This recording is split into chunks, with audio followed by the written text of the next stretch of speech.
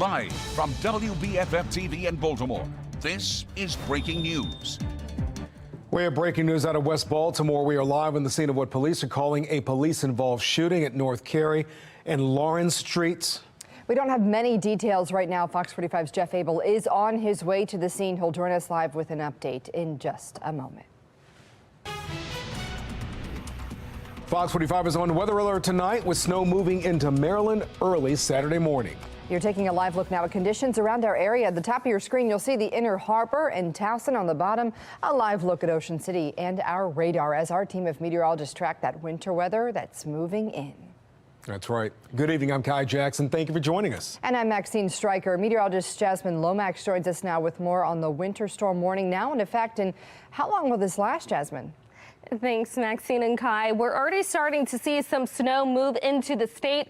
We have a few showers ahead of that just because of our warmer temperatures, but immediately behind that rain, we're seeing that snow. Now, this will continue to move east tonight. We're looking at 11 p.m. to 1 a.m. for the start of the snow for the Baltimore area. So in just a couple more hours, you can expect that snow to start falling here. We're under a winter storm warning through tomorrow morning. Areas in purple are under a winter weather advisory, and that's where we expect the lower totals. But regardless of where you live, make sure that you are staying weather alert. The snow could have impacts on your morning and even into the afternoon. Here's a larger look at that system. We're tracking this low pressure system as it moves toward the northeast. As it continues to push toward our region, we'll see our rain and snow chances increase.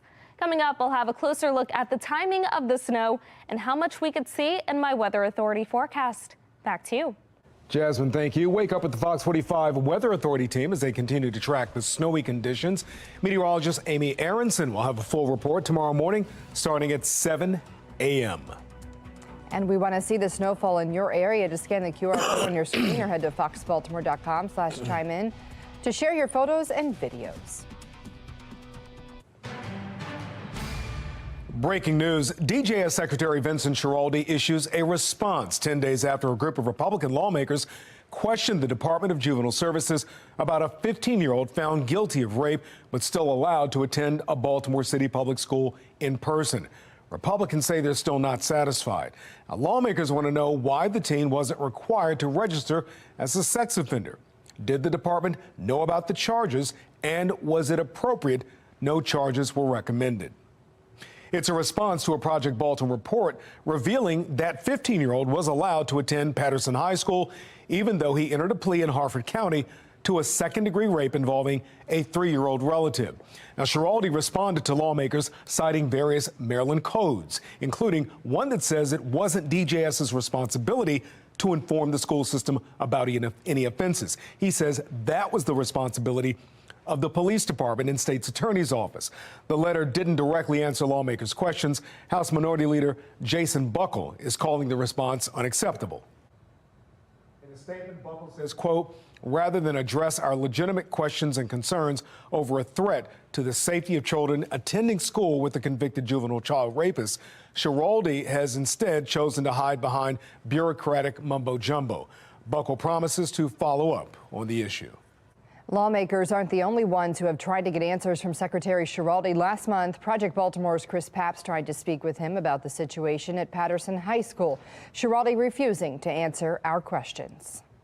I sent your office a couple emails concerning Patterson High School and the convicted rapist who was a student there. Yeah, and the comms folks are getting back to you guys on that. I think that should happen today. Thank you very much. Okay, do you think, well, excuse, I'm shaking hands. Okay. Thanks. You can have this. Well, do you think it's appropriate that a convicted sex offender is a student inside of a public high school? Can you just hold on just 1 second? Well, you're the Secretary of Department of Juvenile Services. Why are you taking my microphone?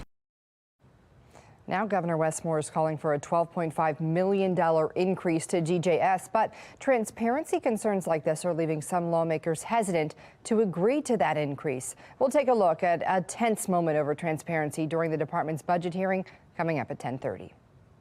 Now, Fox 45's Project Baltimore will continue to follow the developments surrounding sex offenders in schools. You can follow along and find all of our past reporting on our website right now at foxbaltimore.com. As crime continues throughout Baltimore City, concern is growing over both quality of life crimes and violent crimes. Last night, a 17-year-old girl was shot inside of a car in West Baltimore. That incident and others like it, leaving residents on edge. Anywhere at any time. Just catch a bullet. And catch a bullet. I could be sitting here just like I'm sitting here now. It could break out shooting. Meanwhile, an ongoing debate over quality of life crimes becoming a top priority for mayoral candidate Sheila Dixon. If I were mayor, heads would be rolling for the unexcusable behavior. We have team coverage of the city's crime crisis and the response to those crimes. We begin with Vincent Hill and the reaction to last night's shooting in West Baltimore. Yeah, well, that random shooting could have claimed 3 other victims who were literally just passing by. In West Baltimore. Wild shots followed up. 1177 Pennsylvania Avenue, 4-round. Reports of a shooting. When police arrived, they found the 17-year-old girl inside a vehicle, shot several times, a seemingly innocent victim. 13, I have a list card that the victim that was in the car, also the car got shot up. Baltimore police confirming with FOX45 the teen was inside the rideshare, and she wasn't alone. We're going to have a juvenile male who's in the vehicle as well. His sister is the victim. The boy ran away while his mother flagged down police. Victim's mother and the driver approached us on 513 Dolphin.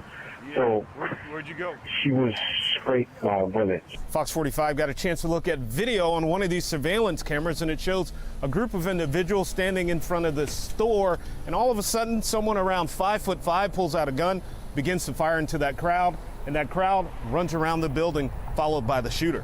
It's horrendous. It really is. It doesn't make any sense. The random shooting leaving residents questioning their safety. Anywhere at any time. Just catch a bullet. And catch a bullet. I could be sitting here just like I'm sitting here now. It could break out shooting. That's exactly what happened to a 64-year-old Thursday night. A female shot in the left right arm. Hit by a stray bullet on her way to bed. The gunshot came to my bedroom. She got in my bedroom and came to the window. Her niece telling Fox 45 she's been released from the hospital, but is still shaken up. The rash of violence, a stark reminder for residents. Back in the day, you would have, certain populations that didn't have to worry as much as others. But now, it's anybody, woman, child, anybody. And Thursday night, Baltimore police also worked 3 additional shootings, including a deadly one, and tonight, neither of those have been solved. Vincent Hill, Fox 45 News. This latest incident reminiscent of a similar crime just over a year ago. In January 2023, a 23-year-old mother of 2 was caught in the crossfire, shot and killed inside her car while waiting for a takeout order. Her 2 young children at the time, a 3-year-old and 2-month-old, were injured but survived. Fast forward to January of this year, the first homicide victim of 2024, a teenage boy, 16-year-old Noah Gibson, shot and killed near West Baltimore Street in the early hours of January 2nd, and he's not the only one. For the past 3 years, Baltimore's first homicide victim of the new year has been a teenager. And more recently, a 77-year-old man and his son were severely beaten in an attempted carjacking in Bolton Hill. The suspects in that case described as juveniles, with the youngest possibly 12 years old. Uncertainty surrounds the future of Baltimore's citation docket for low-level offenses.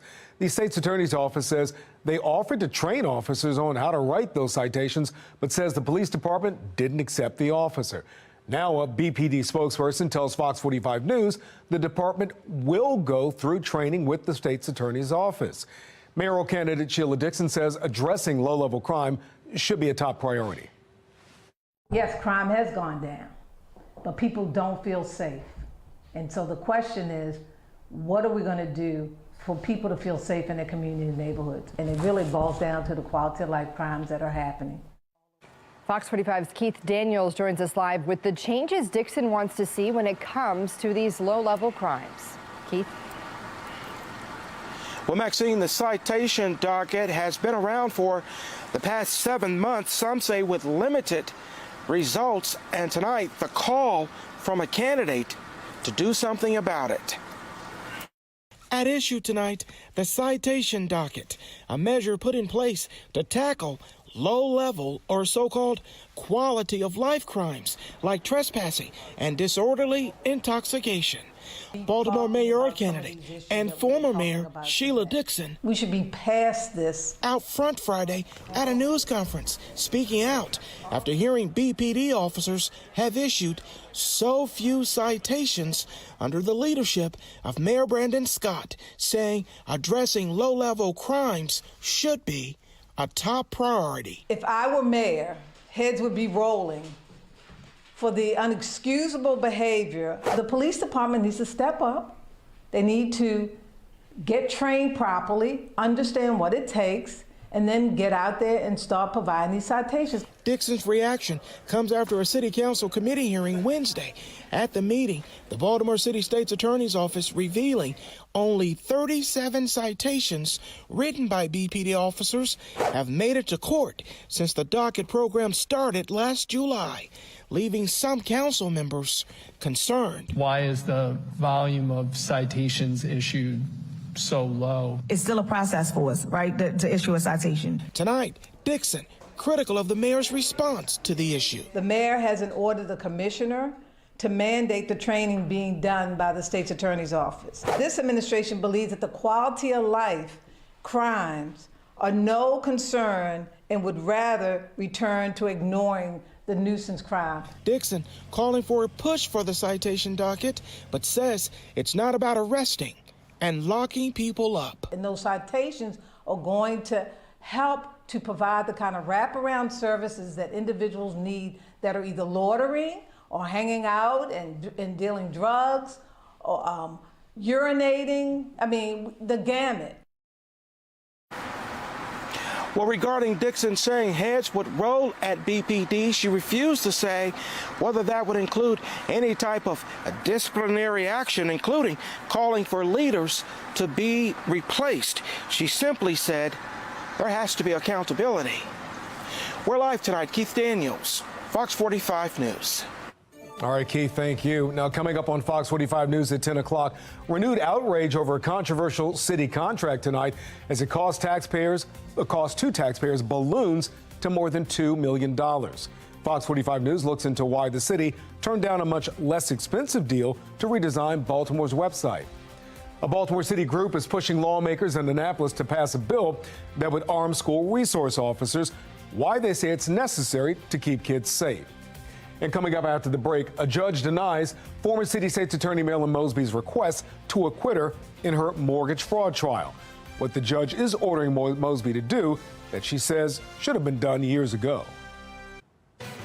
And as we head to break, we're taking a live look at the scene of what authorities call a police-involved shooting in West Baltimore. We don't have many details right now. We're waiting for police to give a news conference. Fox 45's Jeff Abel is on his way to the scene. He'll join us live with more in just a few minutes. We'll be right back.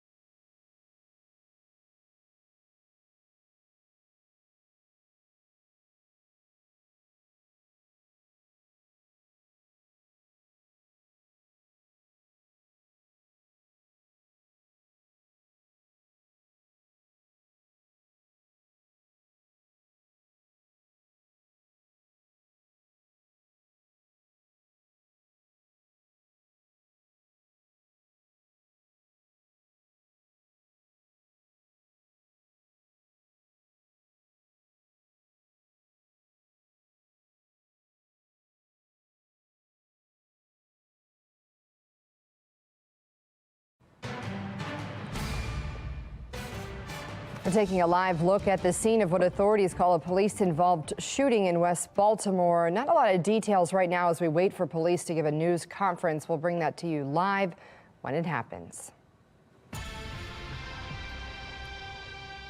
Former City State's Attorney Marilyn Mosby was back in a federal courtroom today after a jury found her guilty of one count of federal mortgage fraud. She was found not guilty of one count of mortgage fraud related to a purchase of a home in Kissimmee, Florida. Now the defense trying to get Mosby's conviction tossed. Fox 45's Mackenzie Frost explains the latest developments. Marilyn Mosby's defense team argued the prosecutor should not have brought this case forward in Maryland, but the judge disagreed, upholding the mortgage fraud conviction. And now Marilyn Mosby is required to give up her passport by next week, something the judge said should have been done 2 years ago. A charter bus pulling into the Greenbelt Federal Courthouse parking lot Friday morning. Dozens of supporters getting off the bus, gathering in another prayer circle. Marilyn Mosby once again bringing her 2 daughters to court with her. Inside the courtroom, the defense attempting to paint the timeline and picture, saying there's no evidence proving beyond a reasonable doubt that this gift letter written by Marilyn Mosby and signed by Nick Mosby was submitted to the mortgage company while the Mosbys were in Maryland. The gift letter indicated Nick would give Marilyn the $5,000 she needed to close in the Longboat Key condo. It was dated February 9th, 2021, submitted February 10th.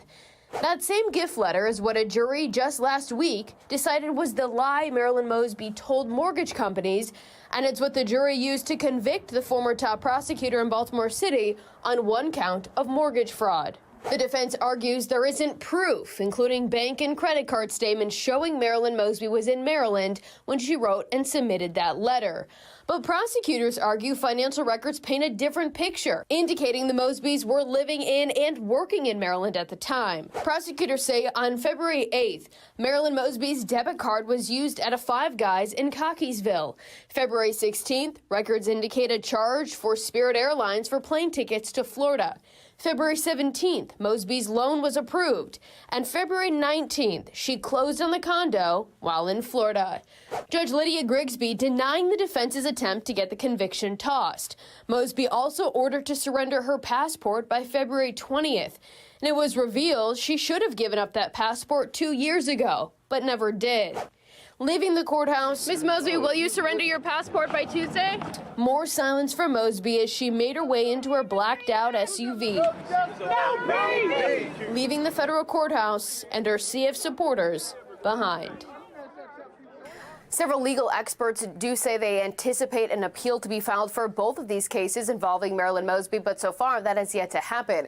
Meanwhile, Marilyn Mosby is said to be scheduled May 23rd. In the newsroom, Mackenzie Frost, Fox 45 News. Will Fulton County DA Fonnie Willis be removed from the election subversion case against former President Trump? I'm Atra El-Nashar with what we learned from a second day of testimony examining her relationship with a top prosecutor.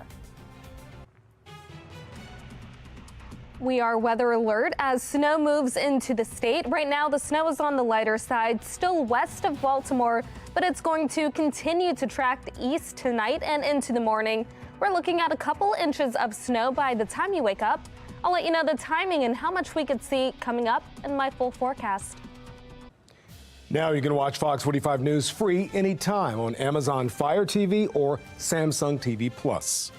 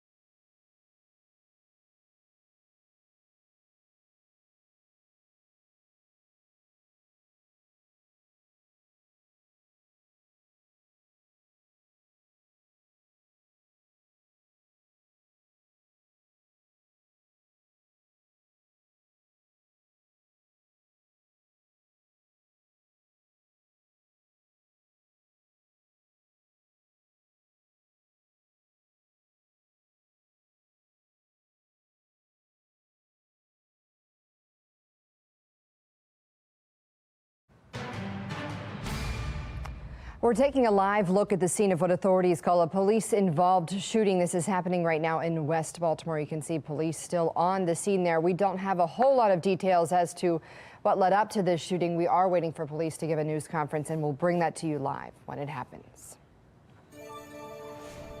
We're taking a look now at the Fox box. Alexei Navalny, Russia's top opposition leader and enemy of Vladimir Putin, dies in prison. Russian sources say Navalny felt unwell after a walk and collapsed. He was serving a 19-year sentence on extremism charges. President Biden blames Putin for his death. New satellite photos show Egypt building a wall and leveling land near the border with Gaza. It comes ahead of a planned Israeli offensive targeting the border city of Rafah. Egypt has not publicly acknowledged the construction. In Kansas City, 2 teens have been charged in connection to the mass shooting at the Chiefs' Super Bowl rally. They face charges for guns and resisting arrest. A New York judge orders Donald Trump and his companies to pay $355 million in penalties, finding they carried out a years-long fraud scheme. His 2 oldest sons, Donald Jr. and Derek, were each ordered to pay $4 million.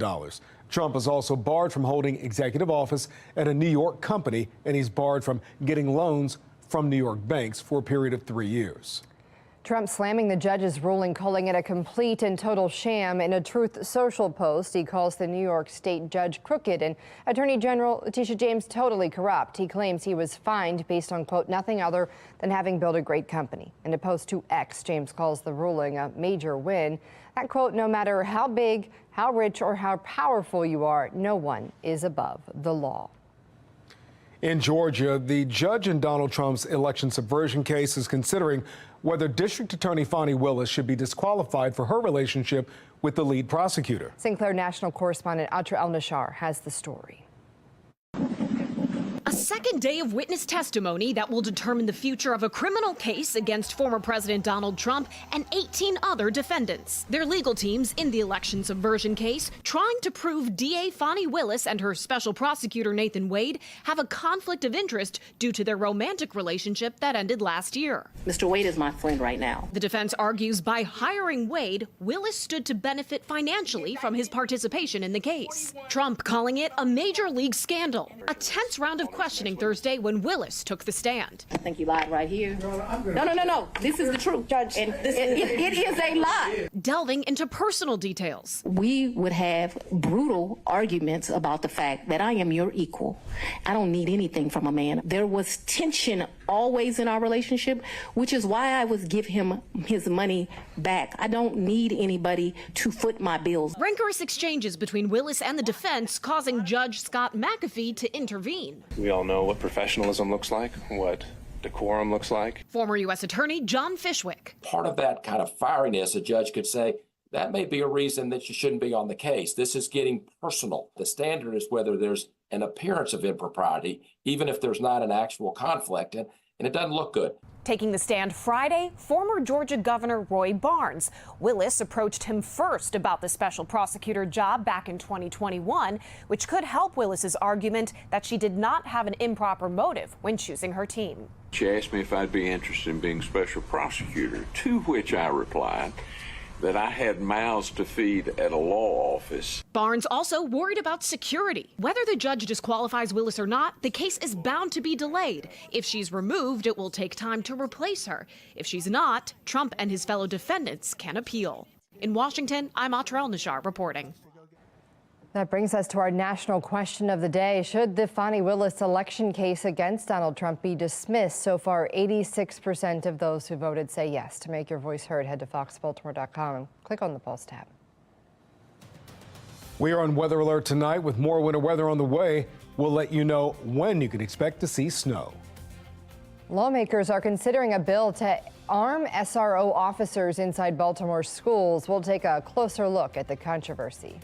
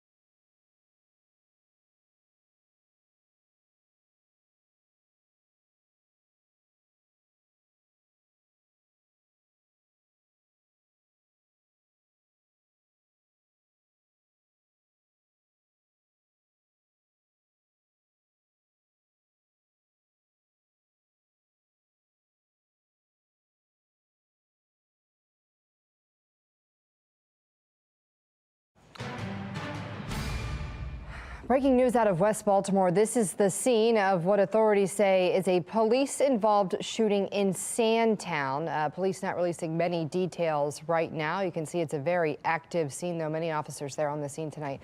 Fox 45's Jeff Abel is there. He'll join us live with more in just a few minutes.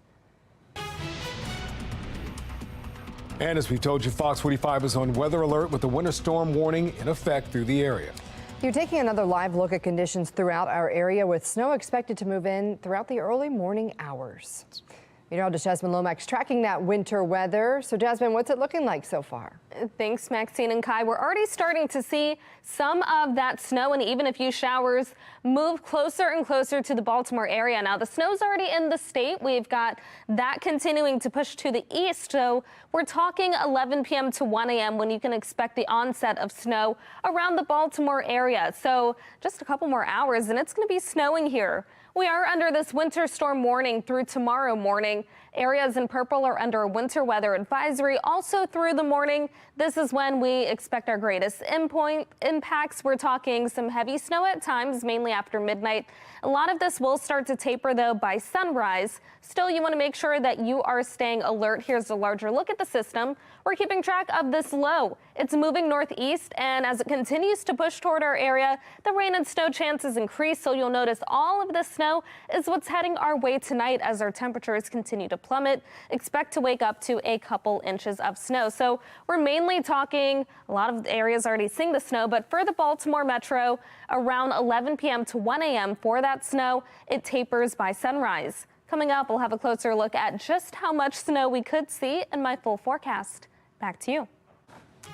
Wake up with the Fox 45 Weather Authority team as they continue to track the snowy conditions. Meteorologist Amy Aronson will have a full report tomorrow morning starting at 7 a.m. And we want to see the snow falling in your area. Just scan that QR code on your screen or head to foxbaltimore.com/chime in to share your photos and videos. In Annapolis, lawmakers are debating a bill that would allow school resource officers in Baltimore City to be armed. Fox 45's Jeff Abel has a closer look at the debate. It was 1 year ago when crisis hit Carver High. The suspect ran into the back of Carver High School. Number one there in a purple hoodie. 75 Adams. We're locking down. It was one in a string of incidents that left unarmed school resource officers fighting guns with little more than a fist. We've had 6 incidents where police inside the school had to remove the guns from the students inside the school. Doc Cheatham is president of the Neighborhood Association, which is now home to Carver High. He's grown concerned over the number of gun seizures in schools and the number of officers who, by law, cannot be armed while inside a city school. Baltimore City is the only school district in the state which prohibits officers from being armed while inside schools. We need to put a black face on this issue. You know, there's no other jurisdiction in the state of Maryland that has 80% of the children black in the school system. And we're saying our kids are just as important as anybody else. Suppose we have an active shooter in one of our schools. How are we going to protect the teacher? How are we going to protect the aide? How are we going to protect the students? Stop handicapping our school police. If they police, let them do their job. In Annapolis, lawmakers are now considering whether to change the firearm restrictions. Senate Bill 819 would allow school resource officers in Baltimore City to carry firearms inside schools. Similar measures have been proposed in years past, and all of them have failed. I'm a parent, and I know a lot of parents are very kind of anti-gun in school, whether it's the police or other people. Many of our elected officials don't experience the challenges that many of us experience day to day. Cheatham is one of several community leaders now supporting the measure. He fears the safety of children is at risk. That's a tragedy waiting to happen in Baltimore City. Jeff Abel, Fox 45 News. Well, lawmakers are also debating a bill aimed at cutting back on consequences for juveniles who commit crimes on school grounds.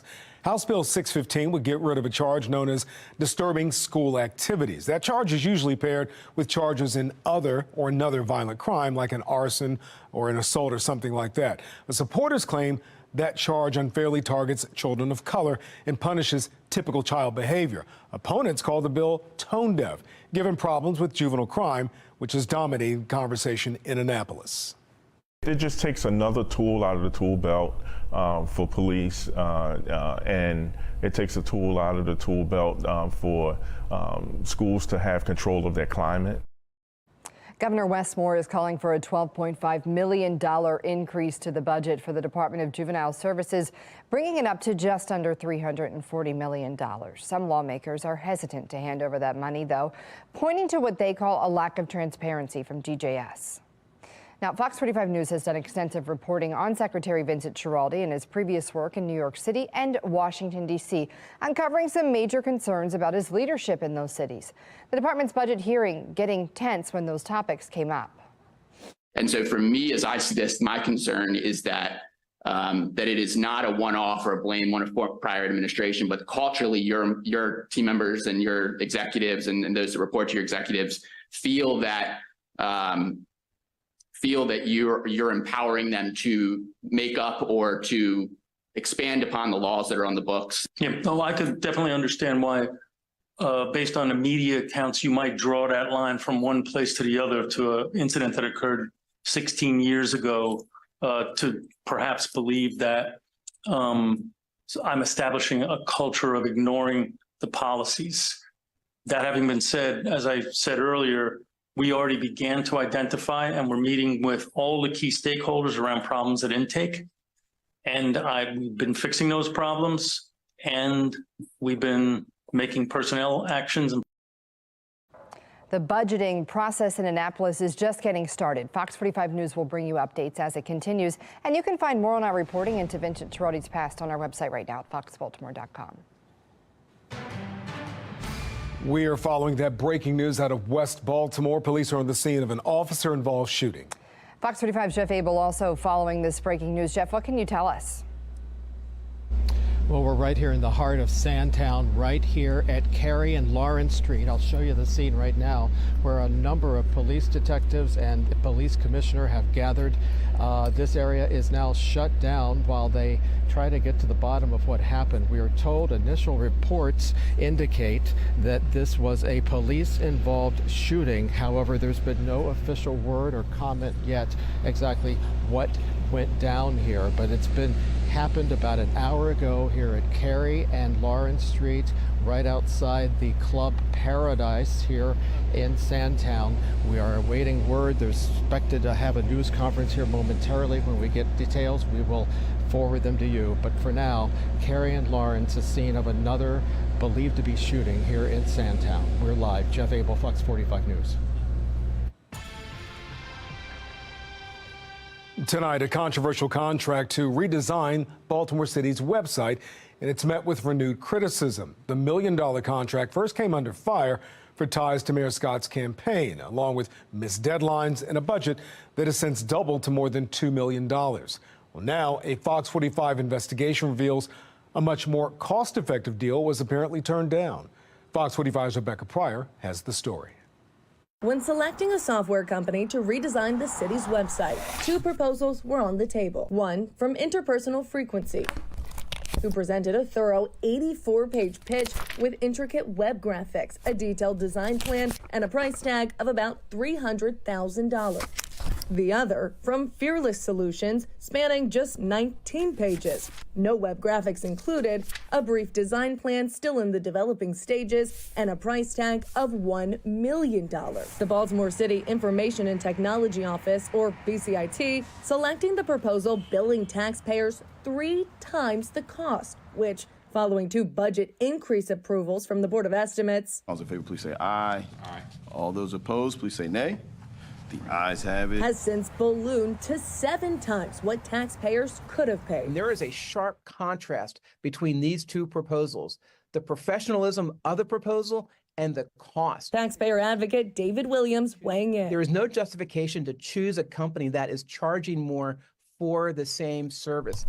Saying the deal raised red flags from the start due to the owner of Fearless Solutions' ties to city leaders, Not only is Delali Draza the husband of Baltimore's deputy mayor, he's also a longtime contributor to Mayor Scott's campaign. Most recently, sending a $2,500 check less than 4 months after the BOE approved a more than $850,000 increase to Fearless's contract. And that should have been almost a disqualifying aspect immediately. And instead of a straightforward, itemized contract, the city structuring the deal as a non-construction consultant agreement, allowing the city to award the contract without having to follow the rules and regulations required for seeking bids from other companies. When you have a massive contract for almost $1 million initially, and it's not competitively awarded, that's very concerning. I suspect that this happened because that Fearless was donating to the mayor and had friends inside of City Hall. And that's not how contracts should be awarded. Despite last month, Mayor Scott doubling down on claims multiple bids were still considered. What BCIT did is that they also went out and talked to multiple contractors and decided to go with Fearless. So they did take other bids? They did. They talked to other contractors and BCIT decided on this contract. Are you able to say what other contractors? I am not at liberty to say at this time. A records request from FOX45 revealing BCIT claims to have contacted 6 companies, but admits interpersonal frequency was the only other bid up for consideration. FOX45 sending questions to the mayor's office today asking, why did you claim multiple bids were reviewed when only one other bid was submitted? Why did you approve a contract costing taxpayers 3 times what they could have paid? Did contributions made to your re-election campaign influence your decision? After reviewing the 2 proposals, do you still believe Fearless was the best candidate for the job? And if so, why? And considering the ties to your campaign, why not require multiple bids through the traditional process to ensure transparency over taxpayer dollars? Instead of answering any of our questions directly, Mayor Scott simply sending a 2-sentence statement, reading in part, quote, of the multiple firms that BCIT reached out to, they selected the one best suited. No due diligence was done. There was no transparency. There was no oversight. Now taxpayers may be on the hook for almost $2 million more for a city website.